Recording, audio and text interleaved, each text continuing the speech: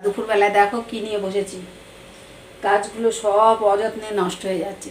যে দুটো চারটে আমার গাছ লাগাতে ভালো লাগে, কিন্তু কি বলতো, ভাড়া বাড়িতে তো হয় না সব সময়, আর ওই জন্যেই। তবে এই গাছগুলো অনেক দিন ধরে কিচ্ছু করা হয় না, গোড়ায় মাটি টাটি নেই। চলো তোমাদের সাথে গল্প করতে করতে এই কাজটুকু করি।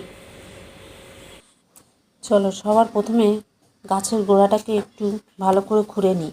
তারপরে যেহেতু মাটিগুলো না একদম টাইট হয়ে গেছে, ওগুলোকে একটু আলতো করা দরকার। আর তারপরে বেশ কিছুটা মাটি দেই। গাছটায় অনেকটা ফুল এসছে, দেখতেই পাচ্ছ, আর ফুলগুলো খুব বড় বড়ই হয়। তবে ইচ্ছা আছে এবার হলো এই ফুলের সিজনটা চলে গেলে গাছটা কেটে একটু সুন্দর করে সাইজ করব, কারণ গাছটা কী বলো তো লম্বা হয়ে যাচ্ছে ডালপালা, কিন্তু সেই পাতা সেইভাবে গজাচ্ছে না।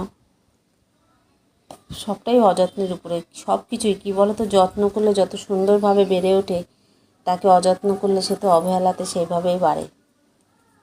যাই হোক, আর অ্যালোভেরা গাছের না একটা ছোট্ট চারা একটা মগের উপরে হয়েছিল, তাই এর পাশে একটু বড় জায়গা বলে ভাবলাম এর পাশে তুলে দিই। গাছটা ওখানটা অনেকটাই বড় হয়েছে, আর ছোট জায়গা, সেই জন্যেই কাজটা করতে করতে তোমাদের সাথে অনেকটা টাইমই পার করে ফেললাম। আর এখন হচ্ছে দুপুর প্রায় 2:30 পৌনে 3টে বাজে।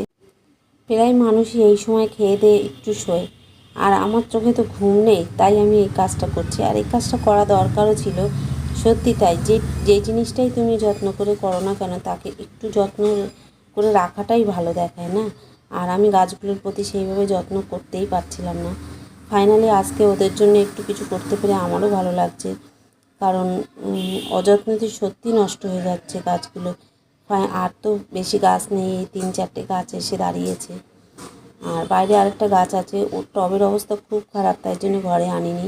তোমাদের দাদাভাইকে বলছিলাম একটু সময় বের করে কটা টব এনে দাও, গাছগুলোকে একটু টবে দেই, কারণ ওদেরও এই জায়গাটা খুব ছোটো হয়ে যাচ্ছে। একটু বড় সড়ো জায়গা হলে ওরাও সেইভাবে বেড়ে উঠতে পারে।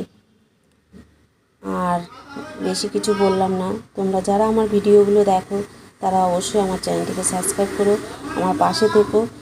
আর তোমরা সবাই খুব ভালো থেকো।